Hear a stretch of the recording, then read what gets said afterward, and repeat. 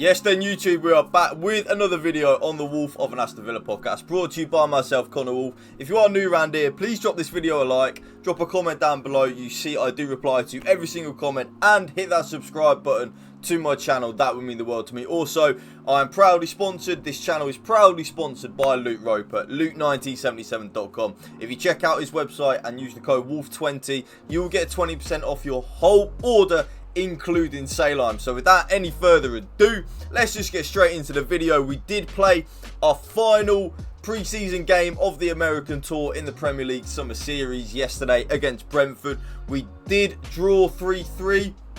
I have to admit though, I actually thought that's probably, bar the first half an hour against Newcastle, I actually thought that was the best performance that we've given of the pre-season tour so far. I thought everything worked. We actually did try flipping it, which I'll go into more detail in a minute, in terms of the formation that we were playing and stuff like that. But overall, I just thought we were really good. You know, Watkins did miss, I think he missed 3 absolute shit. I know he missed the one where he got the ball off the defender, like the defender just passed it him back and he went to take it around the keeper and he missed that. That was an absolute sitter. And then I remember in the second half as well, Matty Cash whipped a ball in and Watkins could have scored if he'd have dived for it, but for some reason he just didn't dive for it. So maybe it's just pre-season. I don't really pay too much attention to that. I know that if that's Newcastle away, first game of the season, Watkins is sliding in to try and touch that into the back of the net, right? So overall, I don't really know how we drew the game 3-3. Like, we conceded a penalty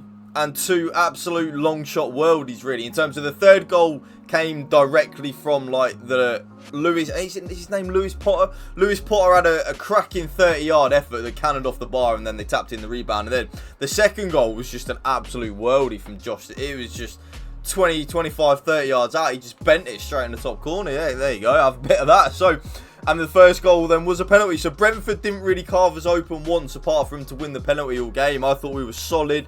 Everything worked. I really liked the team, which I will now actually show you right now. I really liked the team. So this is how basically I've set it up of how it looked like in game. So instead of what we would normally have under Unai Emery, which is our left back bombing on, whether it be the Luca Dean or the Alex Moreno, we would then obviously normally have the right back tucking in to be the third centre back. We actually flipped that, which I really liked. So we'd have Concert as the right centre back, Mings in the middle, and Pau Torres as the left centre back. And I have to admit, YouTube, I was happy to see Mings and Torres play together. This is the first time Mings and Torres have played together, and it was kind of in my thinking that if Mings and Torres didn't play together at all in pre-season, that it was probably going to be Pau Torres starting away at Newcastle and Mings on the bench, right? But now I've seen Mings and Torres play together. I actually think they can play together. It worked absolutely fine. So I think we definitely can do that. And then, of course, the double pivot, Luiz and Kamara, as always. Tielemans, unlucky not to play, but he did play 90 minutes against Fulham, so he was always going to start on the bench today. I thought Douglas Luiz had an amazing game, and I thought Kamara had a brilliant game as well. I really do. Kamara is so good at being able to take the ball in tight spaces and not lose it. I know sometimes he does lose it, but when you are constantly in that position, law of averages tells you a couple of times you are going to get the ball nicked off you. Matty Cash, I thought played really well yesterday, bombing on from that right wing back position almost. I really do think he had a really good game. I thought everything that he tried to do worked. Obviously, he did score the third, was it the third goal? Yeah, he did score the third goal for us. Another good performance from him. I don't know which way we're going to go against Newcastle, whether it's going to be the left back or the right back bombing on. I actually don't know. Let me know in the comment section down below. Who do you think will be the wing back that bombs on against Newcastle? Will we start Matty Cash and bomb on from the right? Or will we start Luca Dean and bomb on from the left? Interesting. McGinn, by the way, I'm gonna talk about McGinn because fair play to him. I was very critical of John McGinn. A lot of you won't know because obviously this podcast is new, but I was very critical of John McGinn under Steven Gerrard. I thought he was just playing very poor. And you know what? I think even John McGinn would admit that himself, that he did not play well under Steven Gerrard at all. But back under Unai Emery, he's back to his best, you know. He was playing brilliant. He would start off out here and it would kind of go like that to start off. And then the third goal was brilliant in terms of like the formation working a treat. Because imagine that's how like the team would set up normally from minute 1. And then Matty Cash would slowly but surely bomb forward. Conser would then push out to the right. And the back three would then move over a little bit. And because then Matty Cash was drifting inward, drifting out wide, sorry. McGinn would then slowly but surely drift into this number 10 area. And that is exactly what happened for the third goal. Luiz picked up the ball. Matty Cash made the run over here. Because of that, John McGinn drifted inside wonderfully. Picked up the ball off Douglas Luiz. Played the ball out here to Matty Cash, who then tucked it in with a beautiful finish. Reminded me of the goal against Leeds away a couple of seasons ago under Unai Emery, actually. That's kind of like what it reminded me of a lot. But fair play to John McGinn. He is really now back to his best. Jaden Philogene started all 3 of the pre-season games now. So you know what? He's here to stay, isn't he?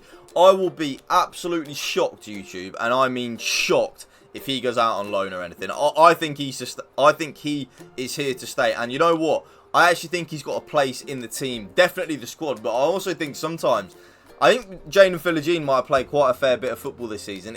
I like the fact that he's really good defensively. But then when he gets the ball as well, he's always got that threat. He's really good at one-on-one and taking a man on. I would actually say that Jaden Philogene is better 1v1 than Leon Bailey. Leon Bailey is a lot better when there's space to run in behind. But when the winger picks up the ball and he's got to beat a man, that's where Jaden Philogene is really good. Diaby, of course, yes, he did score again. That is 2 in 2. Wonderful ball. I think Luiz picked up the ball around about here. Played the ball here to Diaby, who then cut in on his left. Curled it into the bottom corner. It was a beautiful finish. I am so convinced about Moussa Diaby, YouTube. I don't know whether any of you agree, but I am just so convinced that Moussa Diaby is going to be an unreal signing for us. Everything that I want him to be so far, he has shown. He's shown pace. He's shown the ability to beat a man in the box, 1v1. He's got it all, YouTube. I really firmly believe that. And then Ollie Watkins did miss a couple of chances. I know some fans will argue he always does, but I like Watkins. I just do think his finishing does let him down sometimes. But I'm not going to go in on him pre-season. It's irrelevant. Like I said at the start of the video, if that's Newcastle away for the ball that Matty Cash put in, Ollie Watkins is there sliding. It's only pre-season, so I'm not going to go in on him. But I do think sometimes he is a little bit wasteful with his chances. But that's all I'm going to say about that, because I thought we had a brilliant 90-minute performance. I really did. I thought we played well. But yeah, let me know in the comment section down below, YouTube, what you did think to the pre-season friendly so far, how you think we look. I am going to have a video probably tomorrow or Tuesday. No, tomorrow or Wednesday. I keep thinking it's Sunday today. Tomorrow or Wednesday, I'm going to have a video of where I think we are going to finish this season in the league, because I think we could do well, you know. I really do. I think we could surprise a few people. I also do think it's how we can cope with the Thursday-Sunday routine. That's going to be new for a lot of our squad, so it is going to be dependent on that. But that is going to be the end of the video, guys. I actually really enjoyed the summer series. I thought it was a really good addition. The games were very, like, high. They were like a lot more intensity than what I thought they would be. Like, normally pre-season games are just a bit like meh, aren't they? They're just meh.